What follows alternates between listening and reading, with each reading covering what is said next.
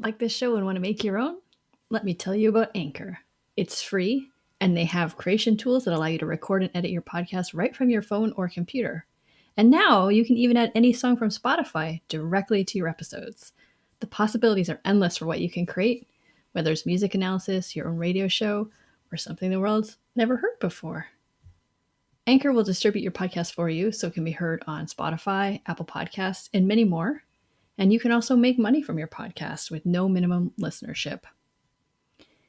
It's everything you need to make a podcast in one place. So download the free Anchor app or go to anchor.fm to get started.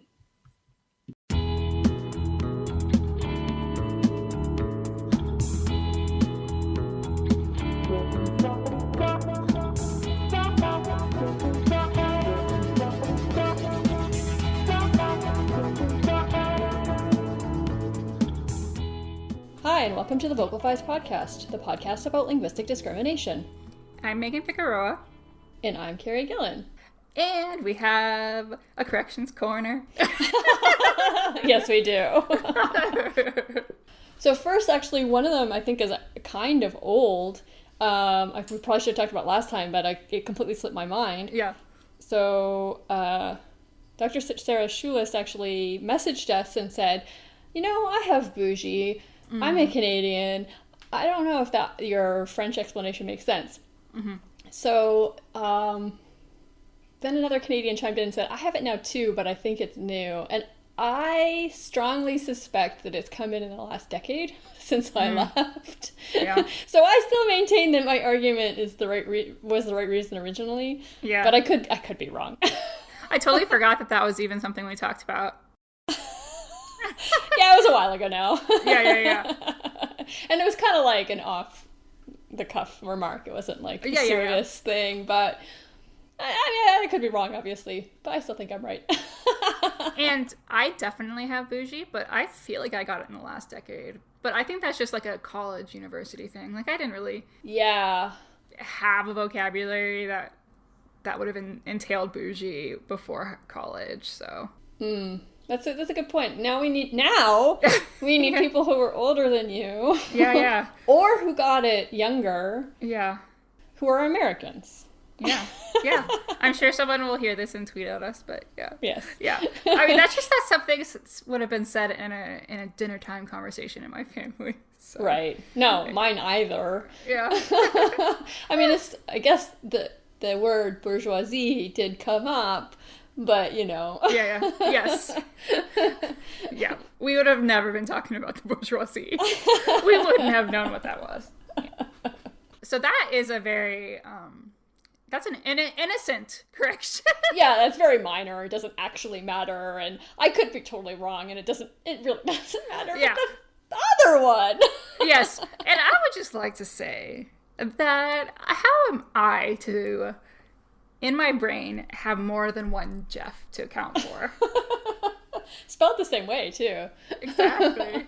Yeah, I don't know how this happened either. I mean, you wanted to talk about a Jeff, and I wanted to talk about a Jeff, and somehow we got them conflated. So put them together. We put two white man Jeffs together into one Uber Jeff. Right. One uber bad Jeff. Uber bad Jeff. And I feel bad because neither of them are as bad as the combination that we created. Oh, we're like Frankenstein. Yeah. So, especially Nunberg, I'm really sorry. He actually does support singular they, and he's never been the one to say... Yes. I can't say it. It's the other Jeff, Pullum. Who wrote that. Yes. He was the one that can't seem to wrap his mind around a singular they and who dead named a former student. Yeah. And for those of you who are listening to, who didn't get the original version from us a couple weeks ago, I did take that part out because I was like, this is just wrong. And I don't want to so I edited it out because I don't want to blame him for something that he didn't do. Yeah, however, but he did do something.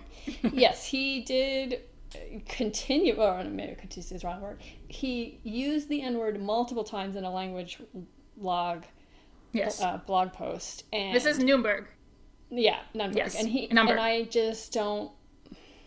I think that's also bad. Yeah, it's very bad. And both of those things now have receipts. We're saying it correctly this time. Yes. I was like, I have receipts for all of this. Yeah. And, I double checked everything that we said, took out anything I couldn't prove. And then I was like, how did I miss that? No, it's just one of those instances where you're like, wow, just all these white guys kind of coalesce in my brain. Yeah. Even though they're very different guys. They're very different. Yes. So, Pullum has always been grumpier. Oh. So definitely a hashtag oops. Yeah. But other than that, we're perfect and I've never made a mistake. So moving forward, we also really want to thank Brenna Darcy, who is our newest patron. Oh, we appreciate it so much. Yes, we do. And she, at the $5 level, gets access to all our bonus episodes. So yes, if you want to listen to our bonus episodes, that's how you can do it. Yeah. They are the 2 S's, salty and sassy. That is true. And also, you may have noticed that we are now on Radio Public. So you can listen to the Vocal Fries on Radio Public. It's free, easy to use. And it helps listeners like you find shows like ours and also support them. It's free for you, but you're listening to them through that app. Supports us financially. So especially if you're someone who can't afford to be a patron, this is a way to support us directly. Yeah. So Radio Public, that's very cool. I had never heard of it until you told me about it. So hopefully it's helpful to some people. So anyway, that's just one way you can support us. Obviously, if you have a way to listen to us and you really like it, that's also okay too. Listening to us is also awesome. It is. That's very supportive. Yes. So we have a very long episode this time. We're going to cut our intro short. Yes. Yeah, you say it because I don't know. I still can't say the place name. Go ahead. Yeah, so we interview my friend Tracy O'Brien, who's a PhD student at the University of Toronto in literature. But I knew her when she was an MA student in linguistics. And she's from Newfoundland. So we're going to be talking about Newfoundland English. Yep. And you're going to hear me mispronounce it and try not to say that place the whole episode. And as usual, my ignorance drives the conversation. So just for listeners, I was taught by a Newfoundlander the way to remember how to stress it properly. Understand Newfoundland. Understand Newfoundland. Mm-hmm. Okay. Mm-hmm. Okay. Newfoundland. No, see, I do it wrong when I don't say understand, but I can't always say understand. Yeah. And also it kind of helps if you know the other, so Newfoundland is one half of a province in Canada. It's called Newfoundland and Labrador, and they both get final stress. And I think that helps a little to remember how to say it. Okay, that might help me. I'm very resistant to it. I don't know why I'm so resistant to it. It's not like we don't have that in English. I know, but we have a pretty strong tendency to stress the second syllable in a 3-syllable word. And also in Spanish, that's not going to happen if it's a 3-syllable word. So maybe there's some, I don't know. Could be. I don't know. Maybe that's why it's easier as a Canadian, because French has final stress. So. Okay. Yeah. I'm just very resistant. I do not want it. So anyway. You're not the only one. But anyway, yeah, so it's a fun one. I hope you guys enjoy it. And yes, enjoy.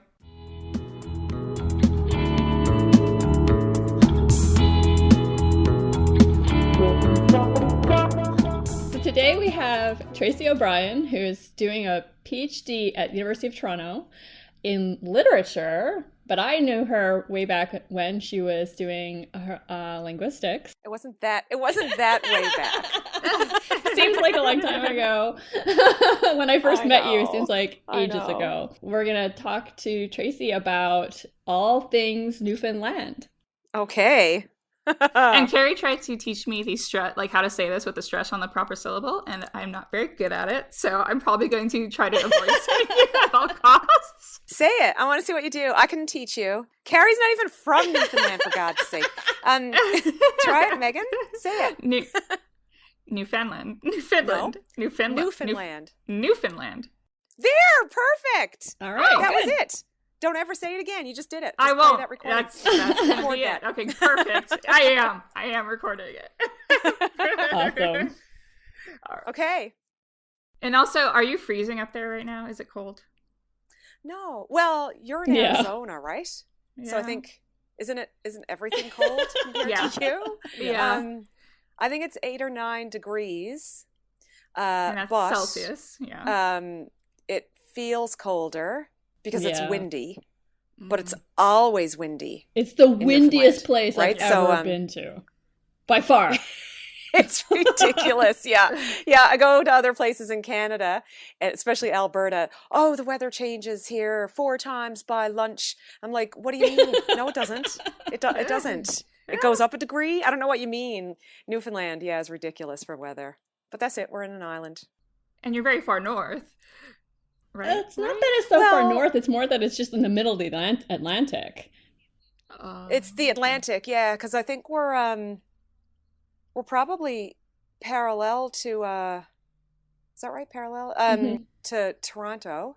Okay. I don't think we're that much farther north than but it gets colder there. So I spend half my time in Toronto now. Yeah. So I'm obsessed with the weather.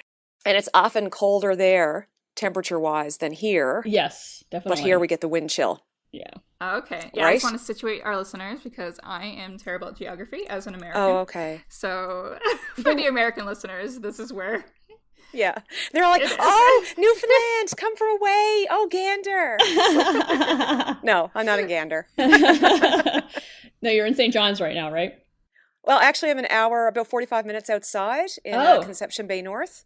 In North River, where I grew up. Right, it's right. close to St. John's, but really way prettier. Yes. And I'm saying that so I can incite the townies to hear this. I mean, I think St. John's is very beautiful, but it's true. Like, you go outside stunning. of the city and it's even more beautiful. Yeah, it's ridiculous. Yeah, Newfoundland. And so it's a rural place where you are right now? Yeah. So it's along the coast, because if you look at a Newfoundland map, you'll see that all the communities there's just these little dots on the map all around the whole coastline of the entire province. Yeah. And the same, then you look at Labrador, and it's, along the coastline as well, with a couple of big centers, larger centers like Gander and Grand Falls in the center of the island. So there are communities going right across the middle as well. And anyway, but it's the fishery, right? So So what do we want to talk about? Let's talk about some language stuff. Yeah. Okay. I mean, there are so many things we could talk about. We could talk about like the different dialects of English, different settlement patterns, but it's basically up to you what you're most comfortable with talking about. Yeah, I guess we just go and see where things take us. Yeah. I think one of the questions you asked was about the term Newfie. Yes, if you want to talk about Newfie, let's start with that. So that's a personal thing, I think. It's very personal. It's funny. It's probably generational. I hate it. I hate the term Newf and Newfie, unless you're referring to a Newfoundland dog. Right. So if somebody says Newf or Newfie, I'm like, the dog, right? And it's because of the derogatory jokes that were made about Newfoundlanders by mainlanders that I grew up hearing, and my parents' generation would have grown up hearing even more so. So I don't. So that's what I don't like it. I'm like, if you're going to use that term, you better have earned it. So yeah. But I know a lot of people, it's a point of pride, and it doesn't bother them at all. And I think kids now, it doesn't bother them either, because the economy has changed and we have oil and people come here all the time, tons and tons of tourists from all over the world. And Fogo Island is a big deal, and a lot of restaurants in St. John's, Raymond's, the whales and the icebergs and all of that, right? So it's changed the connotations of the term for a lot of people. But I guess I'm just stubborn. Did it start out negative then? It was Yeah, very much so. So I grew up hearing those jokes as well, but I come from the you're a mainlander. Jokes. I'm a mainlander, but not only that, I'm from the exact opposite side of the country. Yeah. And they're very derogatory. They're incredibly derogatory, And you say the economy changed, so is it associated with poverty or it was. class? It was. Okay. Oh yeah, poverty, huge. Yeah, and dumb. Actually, yeah. So Newfoundlanders would have been poor and uneducated. Okay, and those two usually go together when people are being, an ism is coming up, right? Yeah, I feel. Yeah, yeah, absolutely. So yeah. So when I hear that term, I'm not impressed. My back immediately goes up, right? Because I'm like, what are you going to say next? Yes.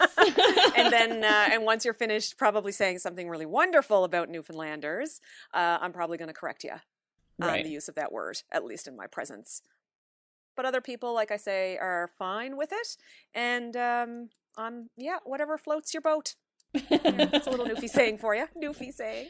Yeah, so, yeah. Yeah. Okay.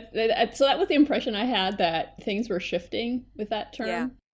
Yeah. Because I definitely know that when I lived there, it was still not okay. That was like over 10 years ago. But it did feel like in the meantime things had shifted a little bit. And you're right, like the economy has changed so much. So it used to be based mostly around fishing. Yeah. In fact, when I lived there, I don't know if it's still true, but CBC, the radio station there, used to have a fishing forecast. Oh no, the fishing, the fisheries broadcast. The fisheries broadcast. Oh yeah, you listen to that. I don't have a clue, right, about the fishery, how all the terms and the seasons and the quotas. I don't quite get it, but I love listening to the fisheries broadcast and the music that opens it, and it just feels like, okay, this is Newfoundland. But I don't know. Yeah. But it's still every day. Does that mean that there's a lot of lexical items that y'all have that are very fishery based, even if you're not within that community or within that occupation? Or no? Yeah. Nice segue, Megan. So very smooth. Saw what you did there. I've been doing this for 30 episodes. It's like enough idle chatter. Let's get on with it. There are, of course, right? Like, so any dialect, regional dialects, I guess. And because we're on an island, things are very, very, very, very, very, very slow to change, which is good and bad. So there are, but I always find it hard when someone says, oh, give me a Newfoundland saying or Newfoundland word, because I don't know what they are. I just think like this is how people talk until someone says to me, what? What's that supposed to mean? I'm like, oh, and then I'll use another Newfoundland. I don't know where the line is between what is and what is not all the time. Let me look, but I do have this book, The Newfoundland Tongue. I also have, of course, the Dictionary of Newfoundland English, the DNE, which is like the OED, only better. But in this other little one, the Newfoundland Tongue has an interesting organization to it. So, for example, there's a category here, an entire section called Fish in Newfoundland Waters. Right? Got me fish by? So fish have a number of names for codfish. There's a whole section on codfish. Yeah. Oh, because that was the major fishery. Yeah, that's why the Europeans all went mad trying to get here. Look at that, a codfish too small to sell. It's a bastard. I think that's funny because I'm like, isn't a bastard just anything that's a nuisance and no good to you? Yeah. I don't know any of these words, really. Tomcod, yes. Okay, I was about to say everybody knows a tomcod, but nope. It's a young codfish. You guys are shaking your heads like, no, why would we ever know that? Like, it's tomcod. Let's see what else we have here. They're bannies, which are little fish. Oh, bannies. Don't know that one. Yeah, that's a good example because we call them bannies here. And a friend of mine out in, where did she grow? Badger? Burgeo? I think they call them, I feel like someone from Badger or Burgeo is going to hear this and go, that's not what we call them. And they'd be right. They'd be right to do that. But there's like pricklies and stickles and sticklebacks. Yeah, all kinds of different names. Any small fish? No, it's just these little fish. Oh, okay. Yeah, and yeah, because you go catching bannies when you're growing up in Newfoundland. But yeah, depending on where you are in the province, there's different names for them. It's like same thing with dragonflies. I always call them dragonflies, but they're also horseflies. You can do a map, this has been done. I know you can do it because it has been done. Harold Paddock, a linguist at Memorial University, so brilliant with Newfoundland dialectology. And there are maps of particular words or particular items or creatures that have different words to designate them depending on where you are in the province, and you can just look at the map and it changes depending on the community. Right.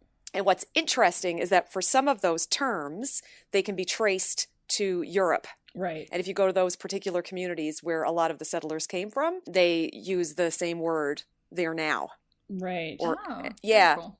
And I can't give you a specific example because it was never my area of study, but I have always found that really, really fascinating. Mm-hmm. And I'm still looking at words here for fish, but I'm like, I don't know. I never use these words. I don't know. Well, how about other words for food, like scrunchions? Oh, yeah. Gross. Yeah, right? They are gross. They're disgusting. So scrunchions, it kind of sounds gross. I don't even know what it is. It's fat. It's little cubes of fat. And you fry it up with whatever you're cooking. So you might have fish and brews and scrunchions. Although I do remember eating it as a kid, and I liked it fried really hard. I like all my food really cooked, overdone. I think that might be a Newfoundland thing. It's like, oh, that's what you're having. Yeah. So it's fried cubes of fat. Yeah. And pork fat, I guess. Yeah, it's pork fat. At least that's what I was told. You had it, right? Yeah. I had it once and I was like, oh, you didn't like it? What did I just eat? I didn't mean to. Oh my God. My dad would be like, I'm in the mood for scrunchions. Yeah, I'll have some scrunchions tonight. Like you get in the mood for it, right? Like, I don't know, Dad, I'm good. Thanks. And then you said brews as well. What's brews? Yeah, so fish and brews often... I hated to see Good Friday coming because it meant fish and brews. So brews is hard bread or hard tack. I don't even know how to tell you about this thing because I don't know who in the world knows about it. So it comes in a red and white purity bag at the store. And it's about the size of, we're on the radio, so it's the size of a computer mouse. Yes. And it's very, very dry, dehydrated, hard as a rock bread. And you have to soak it in order to soften it up. And then you would fry it up with, or boil it, sorry. You'd boil it and you'd have it with your fish. And I'd smother mine in molasses because I don't like salt fish either, but I had to eat it. So I drowned it in molasses. So Crosby's molasses. Yeah. And so, it was basically boiled bread and salt fish. I totally thought you said fish and brews. I was like, oh yeah, fish and some beers, of course. Oh, no. I knew that's brews how it was going to be interpreted. So I was like, nope. I believe it's spelled B-R-E-W though. B-R-E-W-I-S. Yeah. Because I always thought it was brews. We say brews, right? Like B-R-U-I-S-E. Yeah. So it's fish and brews. And I thought it was brews because it's brown and white, like it looks like it's been bruised. I don't know. In my head, right? I had this all rationalized. But I used to eat it. I really like bread. So I would just eat it out of the bag. I would just break it into pieces and eat it. Go around gnaw on it all day. And you could, anyway. It's my childhood. Yeah. Oh, yeah. Salt fish. But yeah. The other thing I really remember is the cod tongues. Yeah, that's a thing people eat. And seal flippers. And never had that. I think the idea, and the cod cheeks. Oh, right. The idea being, I think, to not let any food go to waste. Yeah. Right? Plus, they're kind of meaty. I've never had cod tongue, cod cheeks, but they're meaty. Yes. I tried. So my father at Christmas Eve, would cook heart, pothead, which is brains, and pig's feet.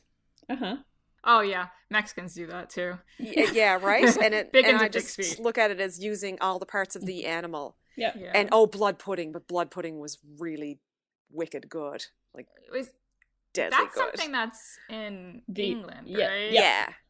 Okay. Yeah. So it all comes over, right? It all you know, when they came over here, they brought all that with them, those meals. And some of it is still cooked by people who know how to cook it. So now it's like a novelty to have that, like, oh my God, blood pudding. Yeah. Like, well, yeah, you have it every Christmas. But I don't know how to make it. And I'm a vegetarian, so I'm like, oh yeah, probably should. I guess I'm not supposed to make blood pudding, right? I wonder if there's a vegetarian version you could make. Yeah, it wouldn't be as good. But yeah, Dad would. There was white pudding and black pudding, and we had. So blood pudding to me was black pudding. I don't even know how they make white pudding. I don't know. But the black pudding was red blood, and because when it's cooked, it turns black. Yeah. Yeah. Yeah. Yeah. Huh, interesting. I mean, I knew these things existed, but I never had them growing up. So. Yeah, because why would you? Well, right? my family is pretty British-ish, but there are just certain things. Okay. Only certain things survived, like roast beef and Yorkshire pudding. You mentioned, why am I here? Let me just segue again. You mentioned that you thought that it's about using all parts of the animal or fish or whatever. Again, does this go back to just like the struggle or poverty on the island? I think so, but I think these are things that, a couple of 100 years ago, when if you were here, you had what you grew. So there's lots of root cellars are a thing that are studied because we don't have them anymore. We don't people don't build them unless they're being nostalgic and want to do that kind of revive being self-sufficient because we have refrigeration and all that kind of stuff, right? So but you would have had your own little farm area where you'd grow your vegetables, and then you'd have to store them in the cellar to get through the winter, right? And you'd salt the fish because then it would last. And if you had an animal that you killed, of course you tried to eat as much of it as you can, but I don't think that's not necessarily a Newfoundland thing. No, that's an anywhere thing, everybody right? used to be. Well, not that that's long how ago. Everybody used to be. Yeah, right. So self-sufficiency, that makes a lot of sense. Are there First Nations on the island?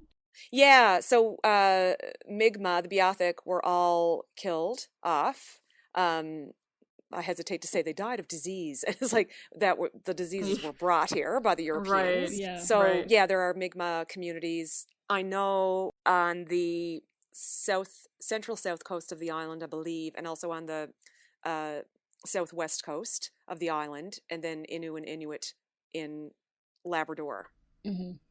So as someone from like the south of the United States, being very far away from Newfoundland. No. Newfoundland? No.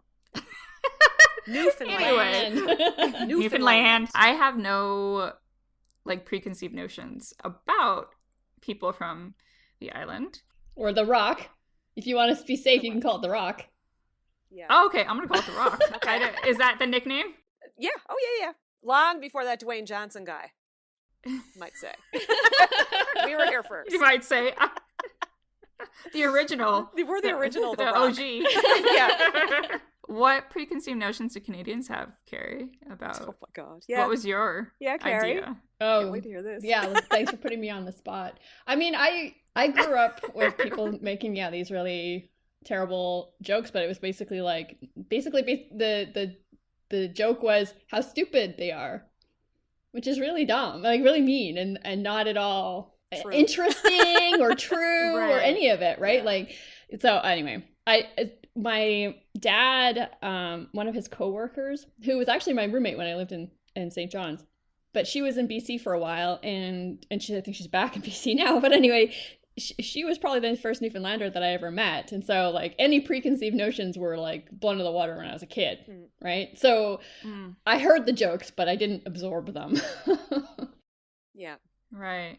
And so that's what you're familiar with, Tracy, is these. Well, I remember them. I couldn't even tell you one. No, me either. I just remember them and like, oh, so you're making fun of me, but you're the idiot. Yeah, exactly. So, it was just.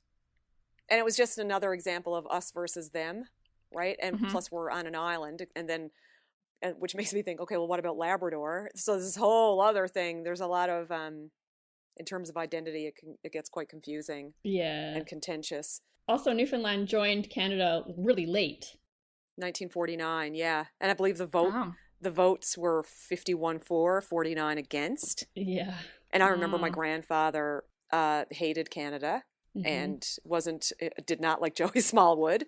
And a lot of people felt like that. It was just, no, this is not actually what we wanted.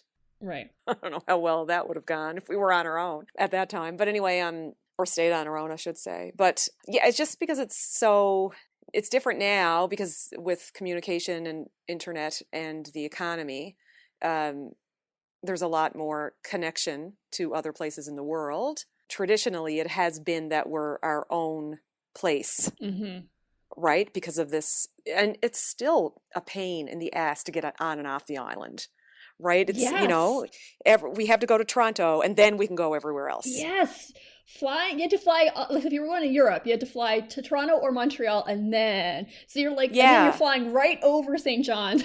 We're closer, right? So they have direct flights now to some places. So it's opening up, right? But it's interesting here. It's still like, I like to come home. So I'm home this week for reading break because I needed to get clear of the city. Yeah. And I just wanted it to be quiet. And I'm looking out now at the trees and the river. And it's like, oh, and the wind is so loud. It's so loud there. It's crazy. Yeah. So I could just think, right? But then if I want to do if I want to get a cappuccino, right, I have to drive an hour to go to St. John's to get a cappuccino. Yeah. And in Toronto, in my apartment, I just run across the road and get one. Yeah. These are called first world problems. Yes, oh my God. Really are. Yes. Oh, that was terrible. I sounded so pretentious. Like, oh, really? It's hard for you to get a cappuccino? Oh. Yeah. But it's so true, though. You get used to these things. And then... You do. You get, I think the word is spoiled. Yes. Spoiled. Yeah. Yeah. But, okay, so we should talk more about language. Yeah. Yeah. When you're in Toronto, do people know right away where you're from when they hear you? No, people in Toronto think we're from Ireland a lot. That happens a lot. Sometimes they all know Newfoundland. Oh, and they get very excited because they've seen Come From Away 3 times. Oh, I've seen Come From Away. I'm like, yeah, I haven't seen it yet. Oh, you got to see it. What is Come From Away? Newfoundland, the musical. You don't know what Come From Away is? Nope. Oh, I love that. How charming. It's a musical based on the events at Gander on 9/11. Oh, I have heard about this. Yeah, the days following it, and it's a huge success. And since it's come out and people have gone to see it, more and more are coming to Newfoundland. Right now, it's like, oh, Newfoundland is on my bucket list. Right now, I'm like, it's gonna be great when all of these people who are dying show up in Newfoundland because we're on their bucket list. It's like, we'd like for you to visit when you're at your best. How about that? Yeah. So. Certainly that musical and 9/11 has... You should 9/11? You should explain because Megan doesn't know this story. Oh, sorry. Geez. Sorry. 9/11, the thing that happened? Yeah, you know 9/11, yes. 9/11. Yes. Sorry, I just assume everybody Americans know this because it seems to be the Americans coming here. So when September 11th happened, I can't remember how many planes, a ridiculous number of planes were diverted to St. John's, but an awful lot were diverted to Gander, because there's an international airport there. And it's a tiny town. Gander's small. Tiny. There are more people on airplanes than there are the population of Gander. Wow.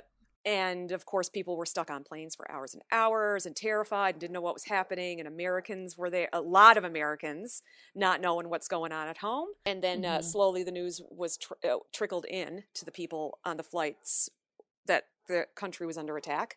So Gander then opened up public spaces like school gymnasiums and things like that to help get people off planes and give them a place to go. And people opened up their homes, and they quickly, the whole town organized itself to help the people on the planes. And because they were stuck there. Yeah, to give them for food days. And clothing and beds and bedding and access to doctors and phones and TVs and internet and just everything, right? And apparently that's a big deal. But this is what you do as people, as human beings, how would you like to be treated? You just go do that, so right. Yeah, and since then, a number of families have come back to Gander, especially around September 11th, and a lot of friendships have emerged. Beautiful stories. And there's a girder from one of the towers in Gander that was sent up as a memorial. Mm. Yeah, and this anyway, in this musical, I can't tell you. I don't want to give you details I'm not sure about. So, but the musical came out of this, right? Two people got together, and I don't know what one does, and a musical popped out of them. I don't know, but yeah, and it's about the events at Gander. Yeah. Wow. Yeah, and it's been a huge success, and it opened up, of course, on Broadway, New York City. And of course, who loves music more than Newfoundlanders and New Yorkers? I don't know. True. You'd be hard pressed to find anyone who loves it more, but maybe as much, but not more. Right. Yeah, so very, very successful. And now it's playing in Toronto as well. But when they opened, I'm not sure about the New York show. I think some of the cast anyway did I can't remember what they call it, like a stage performance of it. So they just got up and read and sang the musical, I believe. I don't think they put off the whole thing, but I might be wrong about that. In Gander, which was lovely for the families and people. That's cool. That does sound really nice. Yeah. So as more and more people see the musical, I hear it all the time. Like, oh, I got to go to Newfoundland. I'm like, yeah, you kind of do. Like, it's pretty awesome. So, yeah, no, it is a really awesome place. Like you say, like the whales, the whales, the icebergs, the whales kill me. And then the people are very friendly, like very warm. Yeah. Very warm, and it's and then to get back to the language is like, what? It's great. I love it when people from away come because they're like, I'm sorry, what was that? And yes. I'm sorry, could you repeat yourself? Yes. It's like, oh, right, you're not from here. Right. Yeah. Oh, what I said was blah, blah, blah, blah. It's just because we talk so fast. Wait. Right? Did you just say come from away like you used it, but not like in the musical title? Yeah. That's just something That's you where say. The title it's a comes normal from. Phrase there. It's people that are from away or come from, we call them CFAs. It makes so much more sense. You're a CFA. It makes so much sense. So they titled it after that because everybody on those planes were come from awayers. They're all CFAs, right? So there's mainlanders. Wow. Okay. The mainlanders are really people from Canada, the mainland, Canada. But a CFA can be anyone from anywhere in the world. That's how I think about it, right? So yeah, and when people come here from away, they encounter the language immediately and have to deal with that. Yeah. So most people talk quickly. That's a thing. Yeah. Yeah, we just do. I think we just talk, and everyone else talks really slowly. It's like, oh my God, can you just speed up a little bit? I got places to be. Yeah, I would say, like, for me, most people in St. John's, I was totally, like, most of the time I understood, but every once in a while I would hear someone from, like, not St. John's. Yeah. And I was like, what? Is that English? Yeah. Like, that's how different it is. The townies got a lot of time on their hands, right? So they can talk slower. They haven't got a lot going on. Yeah, it's true. And there are people. So I went to Branch a few years ago. It was just for a drive, and this is on the southeast coast of Newfoundland. It's beautiful. Beautiful. Anyway, and this fella I don't know. I was driving along, and I left the gas station, and he comes along on his quad, and I stopped, and he was laughing to kill himself. He was really jolly. I loved him. I have no idea what he said to me. And I asked him a couple of times. I'm like, and I looked at my friend who's from the mainland, and I said, man, I'm from here. I don't have a clue what he said. Like, I just laughed and nodded and said, yeah, that's right. And went on. Because I'm Newfoundland. Yeah, that's right. That's right. Yeah. And I was like, to this day, I was like, I don't know. Yeah, but there are certainly dialects that it takes a bit of time for your ear to adjust, you know? And it's like, oh, I see what you're doing with your vowels there. Okay. Yeah. And you said laughing to kill himself. Yeah. That's a thing I've never heard. You don't say that? No. Oh. No. Yeah, that's definitely Newfoundland. Newfoundland. Like, oh my God, I was laughing to kill myself. Or, oh yeah, she was laughing to kill herself. Or I dies. Right? I dies at you. It means you're really funny and I laugh at you a lot. I dies. It's like, oh my God, yes, he was dying. Yeah. Or see, he was dying. I got like we could say things like that. Oh, like yeah? he was laughing. Yeah, right. Yeah. He laughed himself to makes death. you I question could it, say. right? Yeah. Yeah. Yeah. So I dies at that. It just means that you laugh at something. If you say I dies for that, it means that it's something you really like and really want. Like after a long night of partying, I dies for a McChicken with extra mayonnaise. It just means seriously, it's problematic. But it's something you Carrie crave, loves mayonnaise, right? I know, it's a whole other issue. Yeah, so I dies at means it's something that makes you laugh really hard, and I dies for means it's something you really, really want, and you're dying for it. That's so fun. Yeah. That also reminds me that the S, the present tense there, gets used like all over the place in Newfoundland. Oh my God. So apparently this is an East Coast thing because my partner Ted is from the West Coast of the island. And so I will say if I do something, whatever I have a habit of doing. Oh my God. Okay. Yeah. So perfect example. My cell phone. I never know where my cell phone is.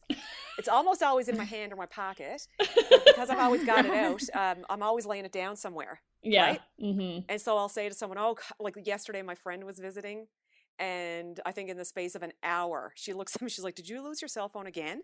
Right? I'm like, "Yeah, I bees at that all the time." And it's right, because it's a habit. I'm like, I always bees at that.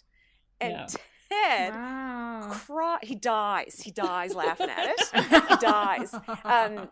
Because he's like, he just makes fun of me, like, "Oh, I bees at that." Like, who says that? I'm like, lots of people do it. I love it because our daughter has picked it up.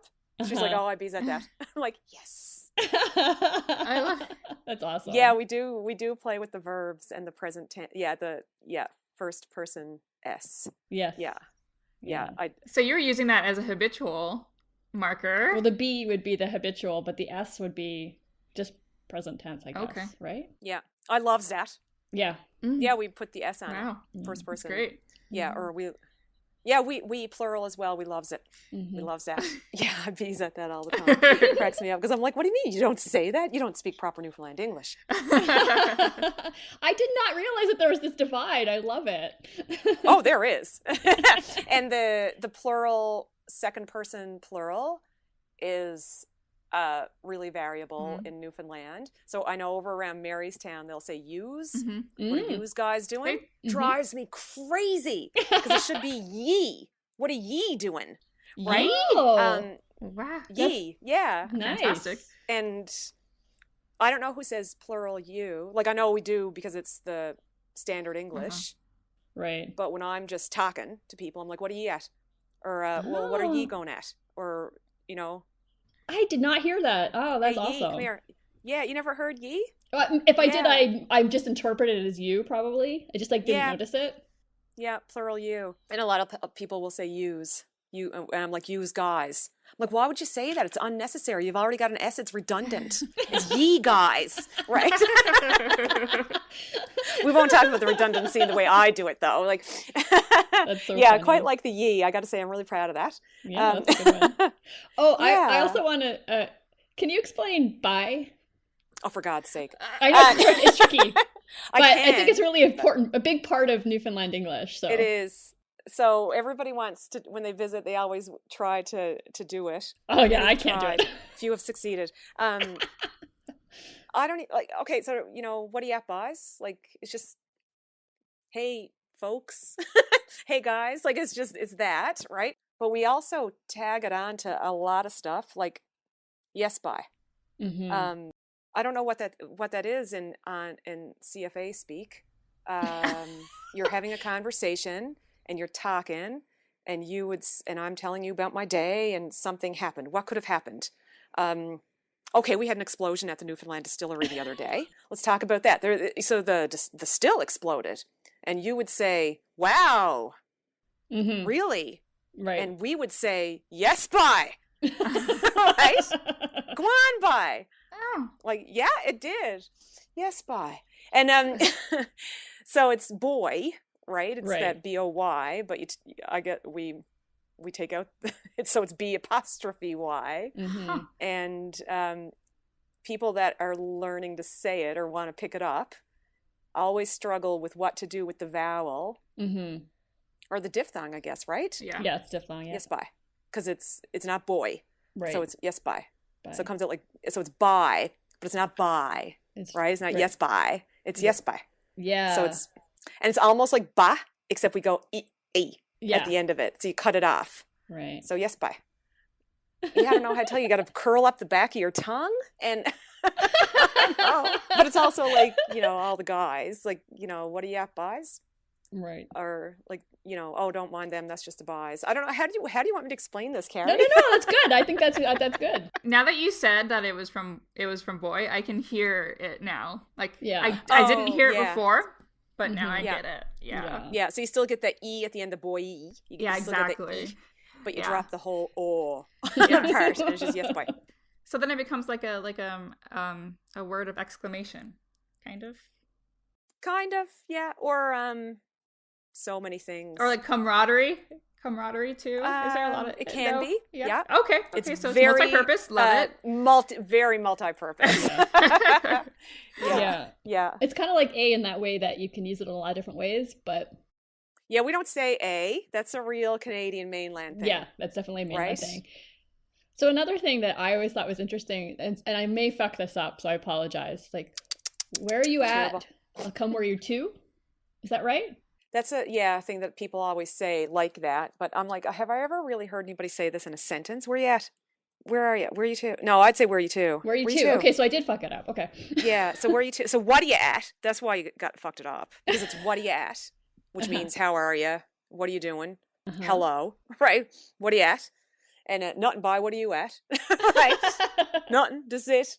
So it's what are you at? It's where are you to? But I've never heard anyone say, even though it makes sense, where are you to? I comes where you're at, or stay it, or I'll come where you're at, or whatever. Like, right. It's just I'll be there in a minute, But we do say, or some of us say, I say it. Where are you to?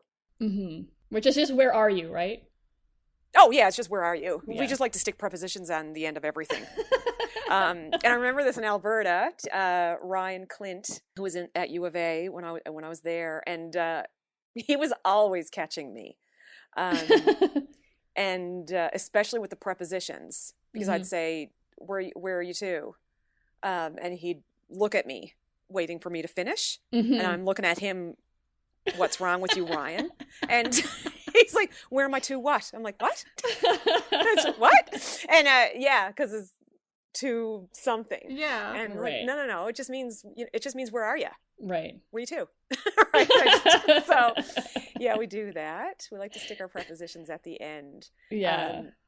Yeah. Yeah. It's hard when you're not used to it. Like, my brain always goes. Yeah. What are you doing? We're just standing there looking at you. Yeah.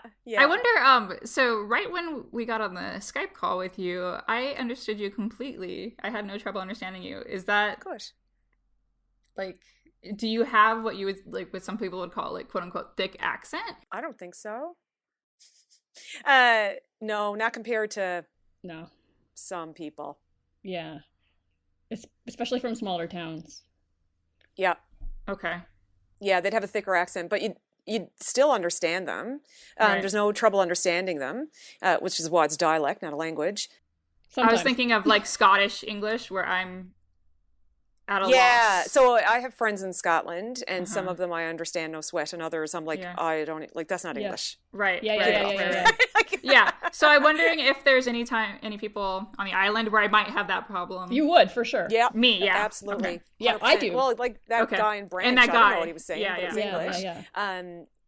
And I mean, I have an ear for it, right? So, and I'll know the turns of phrase and the expressions and all that kind of stuff. So I wouldn't struggle with any of that. It's just the vowels sometimes are quite different. Yeah. When I think of Canadian vowels, actually, I think of how you of your accent, of your dialect. That's interesting because that is not really at all the standard. No, it's not. Yeah. You don't know what we're gonna do with our A's and our E's. And Interesting. Okay. Yeah. So, and I guess too, I kind of my dialect gets watered down. Like I'm finding it hard to talk like a Newfoundlander when I'm talking to you guys. But when we're off the call and I go to a party, it all comes out. Mm-hmm. Yeah, it really depends on your audience. Code switching in that way. Yeah, on the audience, right? And for some people, they don't, right? Right. Which has always fascinated me. Some people switch automatically and can just drop the accent altogether, and others won't. Don't. They just don't. It's really interesting. And I think I'm somewhere in between. Yeah. I think that's true. Because when I'm in class in Toronto, it depends on how tired I am. And I try to speak more slowly, and I try to enunciate. And if I'm contrary, if I'm crooked or tired, I'm like, no, you can all figure out what I'm saying. I don't care. Yep. You got to go a little slower for this. So you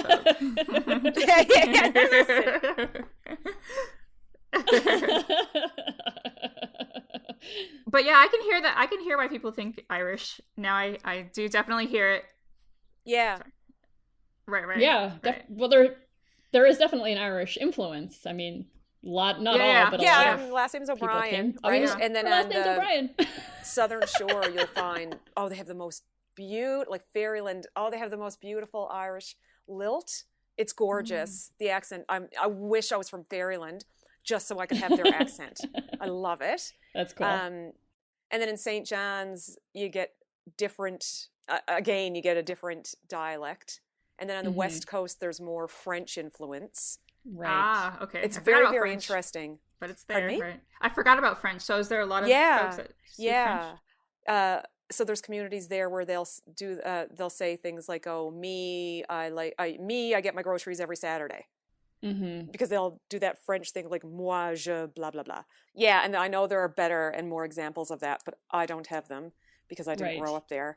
But people that have grown up there have given me interesting examples of how the French is incorporated into the English. And actually, there's a part of France that's just south of Newfoundland. Yeah, as well. Saint Pierre Miquelon.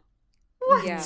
Okay. Yeah. It's French. It's France French, not Montreal. Yeah, it's actually part of France. Wow. Yeah. What do you think would have happened if you didn't become part of Canada? Were you just you weren't part of France ever? No, we were independent. It was independent. Okay. And Britain would have been. Yes, that makes sense. Okay. Picking up the slack. So yeah. I don't know what would have happened. Okay. It's really hard with these counterfactuals. I know, you know?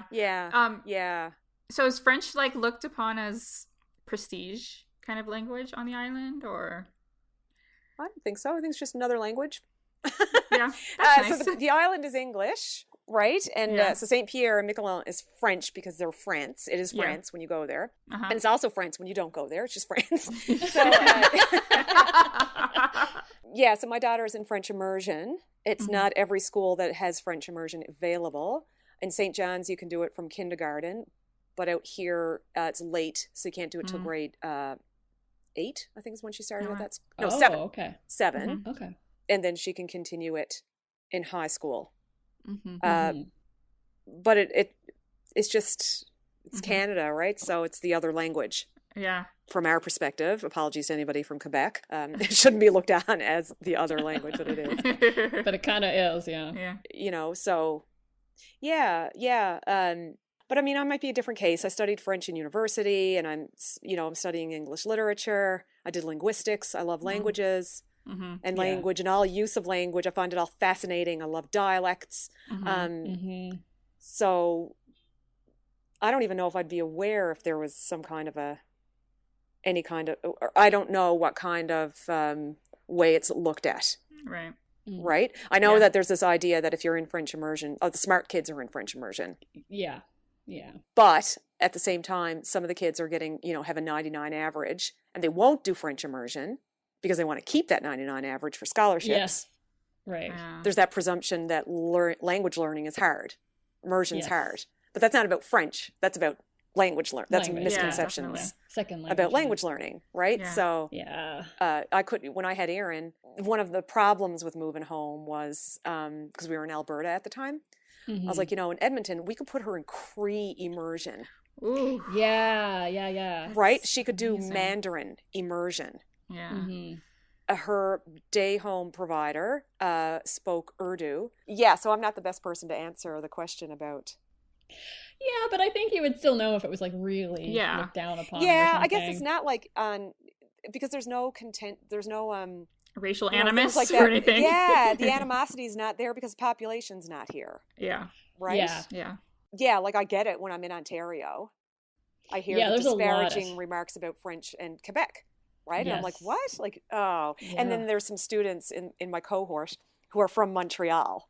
And they're like, oh, I guess if you like Toronto. I don't really like Toronto. I think it's hilarious. I love how much they hate each other's cities. It's so amazing. I think it's priceless. I was like, oh, I love Montreal. Like, no, I love Toronto too. Oh, I love Newfoundland. I just love all these cities. So I know, me too. They're all fun. Great. Yeah. And anyway, so that's why I think here is like you're just doing French immersion, and of course you are, like, and that's it. Yeah, it's like, oh, okay, can you tell me what that says? It doesn't matter. But there's no other there's no animosity around it that I'm aware of. Again, I don't know. It's in St. John's where there's a French school. Is there any animosity? I don't know. Different population, so can't speak to it. So then the Rock is composed of mostly European descendants then? Yes. Okay, so you don't got the racial animosity. Yeah, it's like I don't even need to think about that. Yeah. It's it's very white here. So then you say that any sort of discrimination based on linguistics would be class-based? And social. So when I was growing up, I know it was preferable to speak a standardized English. And I remember when people would go to St. John's to go to university, they'd come back sounding like they'd been away and full of themselves, right? Because they're talking fancy. Fancy, yeah. Fancy. And the idea being that for the person then coming from a small community was that if you didn't talk like them, then you sounded stupid, right? So your Bay accent basically made you sound stupid. And your townie accent made you sound smart. Yeah. It doesn't seem to be the case now. Yeah, that's great. Oh, that's good. Yeah. But I guess it was a little with my generation. I have a bit of an attitude problem, so I don't recall anybody. I don't remember feeling insecure about my dialect at all. But I imagine my mother's generation would have. And you know what I mean? It's just one of those things that improves over time. Mm-hmm. So your daughter then does she feel at all bad about the way she speaks? No. She's quite proud of it. Actually, interestingly, she has a very good friend in Boston. He's the same age as her. So I grew up with her his mother, here in North River. We spent our whole lives together. And then she wound up in Boston, and she has 2 sons. So she speaks to him so they visited in the summer and things and became friends. And because of the wonders of technology, they have this wonderful long distance relationship, right? Friendship. And she loves saying things to him that he cannot understand. Like Erin will come to me and say, "Ma, is there any other way I can say something?" Right? And we'll just find something. She's like, "Oh yeah, I forgot about that." And then she'll just speak to Nick, is his name. She'll speak to Nick in Newfoundland English and will not tell him what she means. And she and her friends will make fun of him and laugh and laugh and laugh until he either figures it out by context or he goes to his mother and says, "Ma, Erin Ann just said this to me. Like, what are you at? Like, what are you at? What does that mean? You know, like, what is she talking about? What is she talking about, Mom?" And so they have a lot of fun. And then, interestingly, what will happen is that he'll then say, "Oh, we say it this way," which is pretty neat. And so they had a big discussion one time about dating. It's cracks me up. Oh my God! So here. And I know it's different in St. John's. I can't remember what phrase they use, but here they use the phrase what is gross. I think it's gross when people are they start talking to each other a lot, and they're trying to sort of feel out if they like each other. I kind of like this person. They kind of like me. You know, they're trying to get each other to like each other a bit more, so something can happen, right? So apparently that's called greasing. which I think is, I know, it's gross. Gross. I think it's disgusting, and it sounds so sleazy. It sounds just pornographic to me. I don't like it. Anyway, but that's what they call it. And then once it gets to the next level, when it's like this acknowledgement of I like you and you like me, and maybe we'll have a date or something like that, but we're not boyfriend, girlfriend, then that's being on the go. So those two are on the go, right? And when people are on the go, you give them their space, right? See what happens. And maybe they'll become boyfriend, girlfriend, girlfriend, boyfriend, girlfriend, girlfriend, boyfriend, boyfriend, whatever, right? So they'll couple up. So they had this big discussion about that. And I know Erin has a cousin in New Brunswick in Fredericton, and they've also had the discussion. And they're like, oh, you call it on the go. Oh, we call it something else. And then they'll have this big discussion about on the go seems pretty intuitive to me. I don't know, maybe not. But they'll have a big discussion then about, well, why do you call it that? Like, where does that phrase come from? Which I think is pretty cool. Yeah, that's meta-linguistic talk. They're doing the work of a linguist, and they're 14, right? But they're just doing it out of curiosity. So, yeah, and I think it's because of Vines and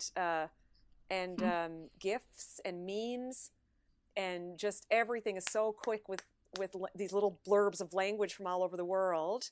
And everybody wants a huge audience, and it picks up, and they figure out what stuff means through context, and then they can share it with each other, and it's really neat. I think it's very, very cool. Yeah. I'm really pro internet, so pro social media because of the sharing. As well. I have a little bit of problems with some of the things that have happened, but you know, the arseholes are everywhere. I'm like, we're not letting them take it down because there's so much good that can happen. Yeah, for sure. The younger generation is doing amazing things with the internet. So I have one more word that I always think about when I think about Newfoundland, and it's not even that exciting, but it's just different from what I know. So blocked, because you're full. It's like really busy.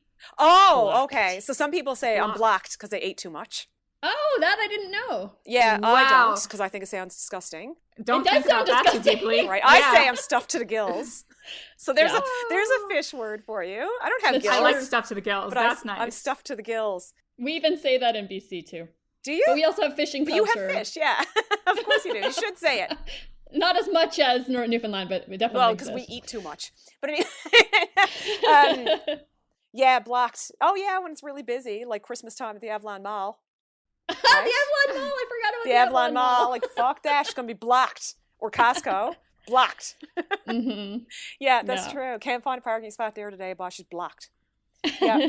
yeah, blocked is true. Do you want me to give you some of the phrases I wrote down? Sure, yeah. Okay, you tell me the ones that you already, like, oh yeah, everybody says that. This is one that confuses. So my friend who grew up in Bobcaygeon and spent years in British Columbia, and I met her in Alberta. So everybody, I think, correct me if I'm wrong, says things like, that drives me up the wall. Yep. Right? Would you also say, well, oh my God, that drives me? Nope. Really? Oh, okay. I can't say that. So what she loved was that one day we were there and I was really frustrated. I said, that's it, because I was sick of something. I was done. Right? I'm frustrated. I'm finished with it. And I'll say, no, fuck this. I'm drove. That's it. I'm drove. Anyway, so she lost it. She's a poet as well. And she's like, oh my God, I love that. I'm like, you love what? She's like, things drive people up the wall, but I love that you're completely done. So you're finished driving up the wall. You're drove. Like, you're finished. I'm like, yeah, I'm drove. That's it. Like, it drives me. I've been driven. I'm drove. Yeah. I love it. Yeah, or he drives me. And you don't need to say anything else. So we cut off that end part. You don't say up the wall. That's a Mainlander thing. Okay, interesting. Yeah, I'm drove. Yeah. I say that a lot. I don't know what that says about my life. I'm drove. When you have a good time at something, like you have fun, you go to a party, or even if you don't, even if you're just at home, sitting around the table, having a drink and you're laughing, and later you might talk about it and say, oh, we had some time. Do you say that? Nope. No. Oh, you just say you had fun? Yeah. Oh my God, boss. Yeah. It's terrible. Yeah, that's another thing, actually. The use of some is different in Newfoundland, and I never figured it out. Oh, we had some time.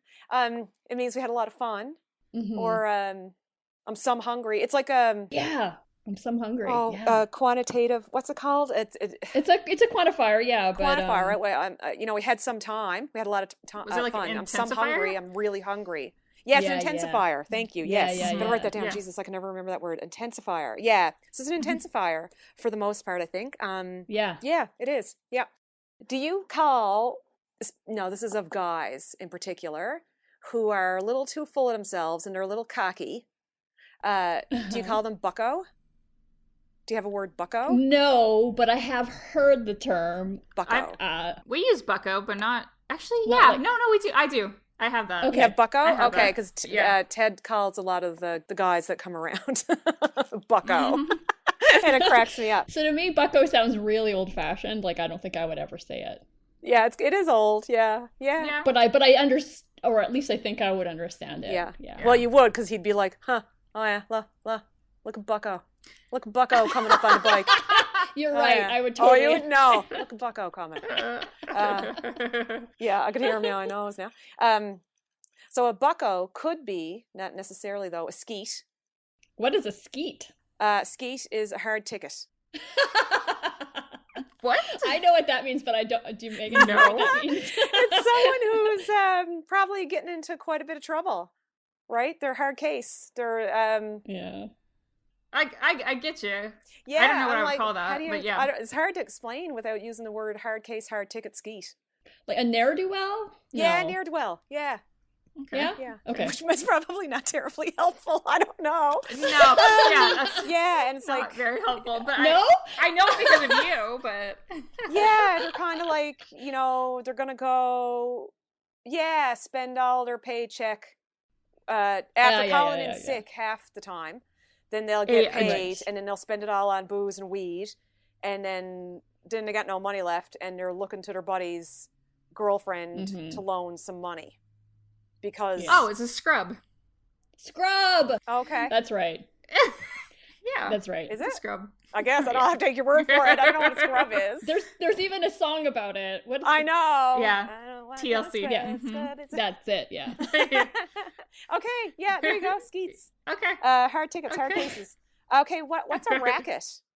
Well, I mean, there's the physical thing, but then also like a loud noise. Those or like do you use a racket like for a fight or an argument? Like they were in a big racket. Yeah. Or I wouldn't say that.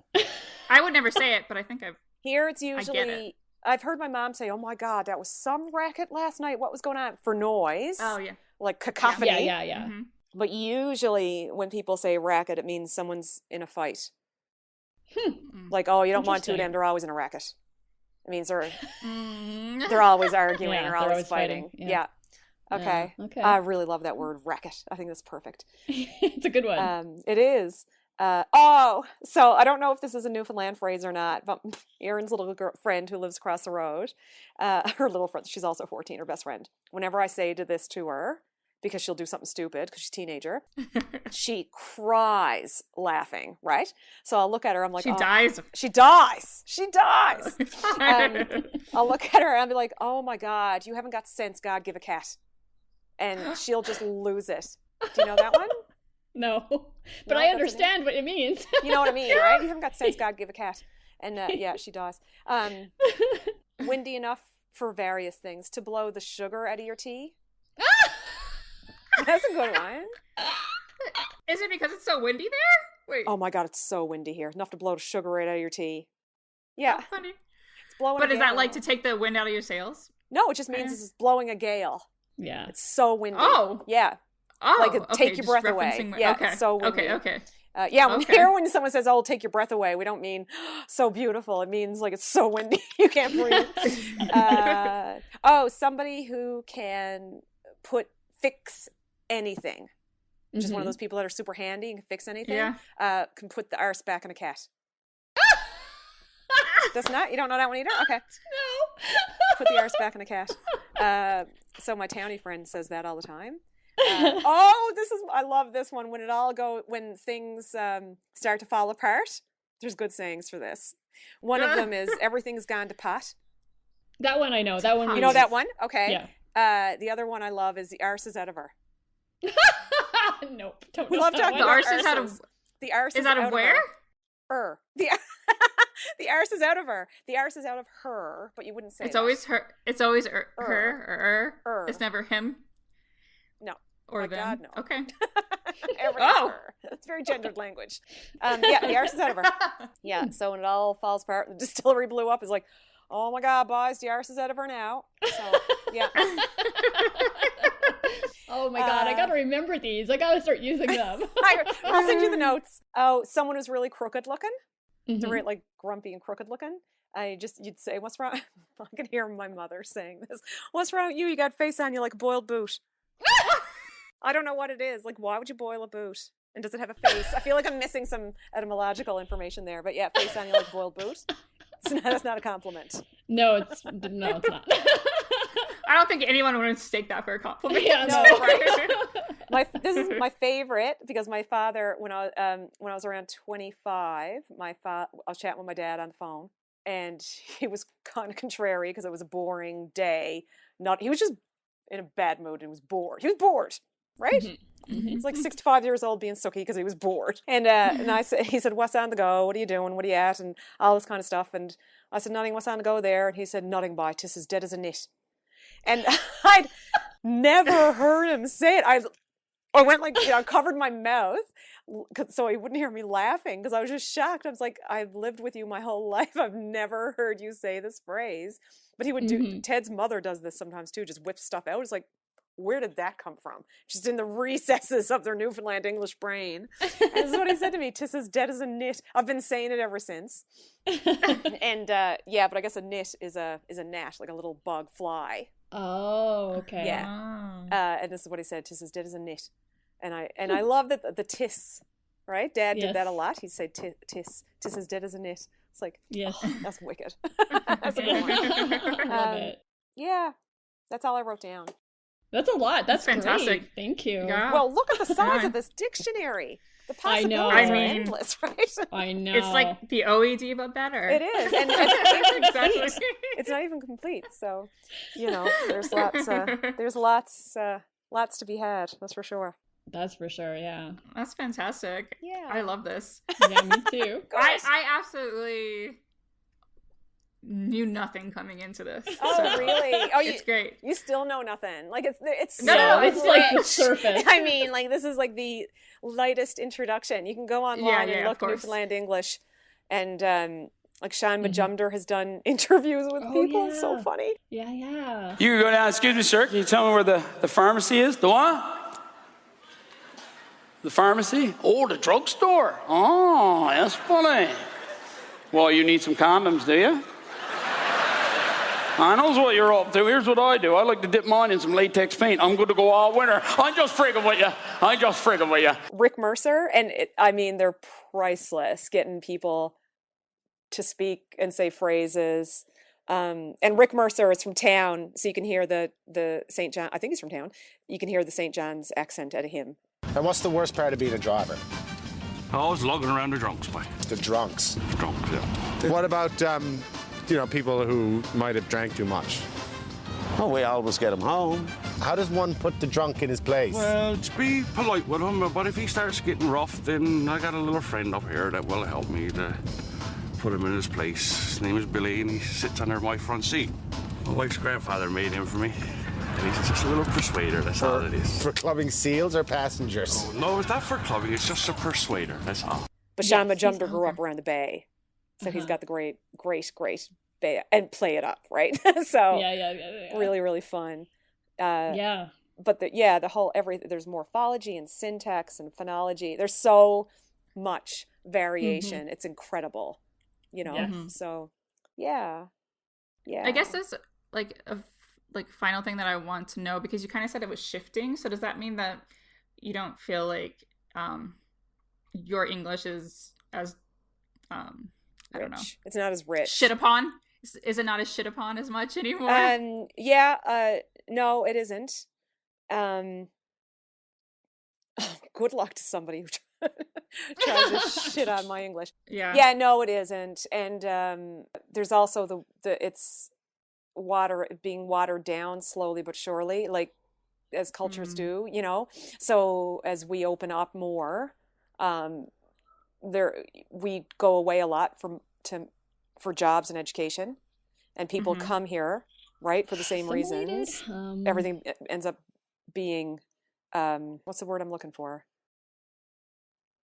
Yeah, kind of an assimilation. Saturated, but that's not what Yeah, it's like an assimilation. We're all to each other, right? So you lose a lot of the, like in the dictionary, I don't know most of the words in that. Yeah. When was it published?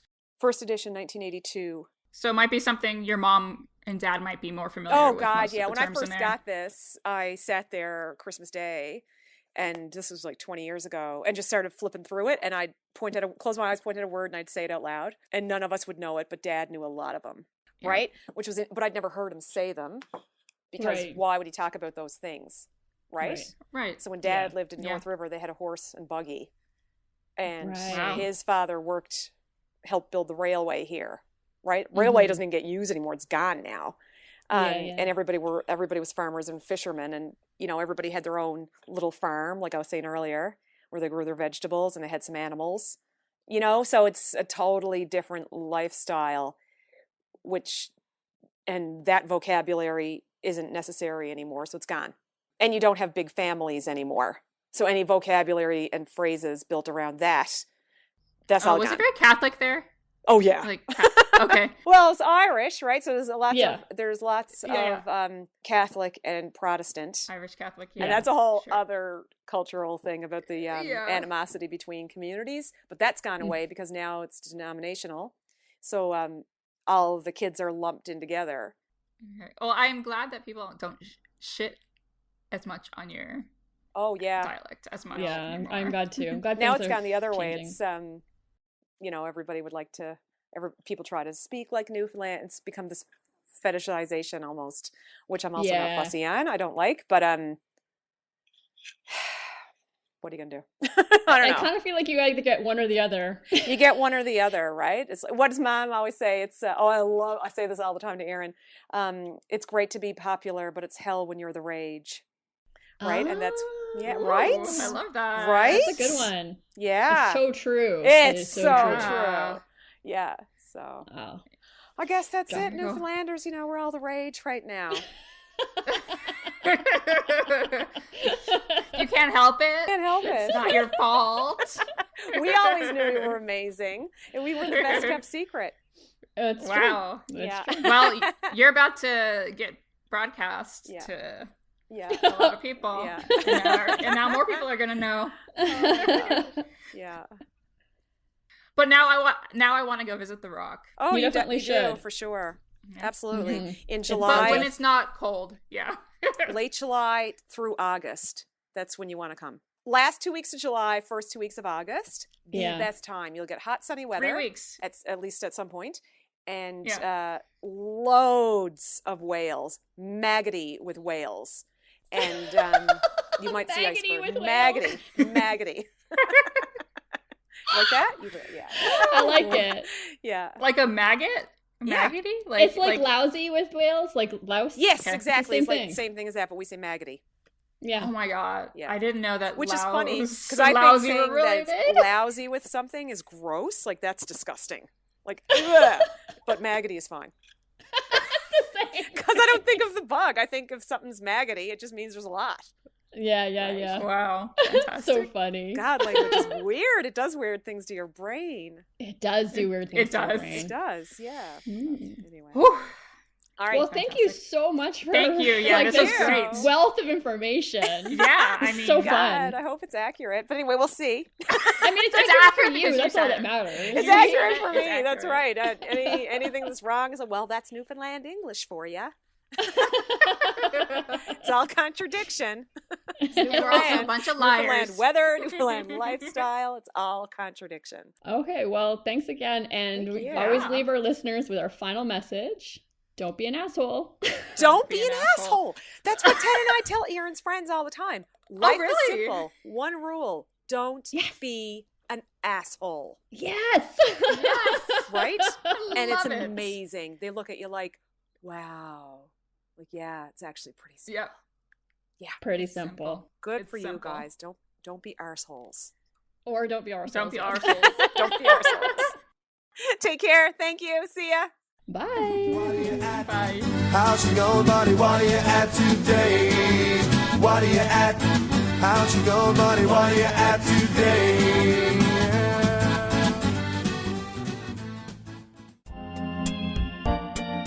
The Vocal Fries podcast is produced by Chris Ayres for Halftone Audio.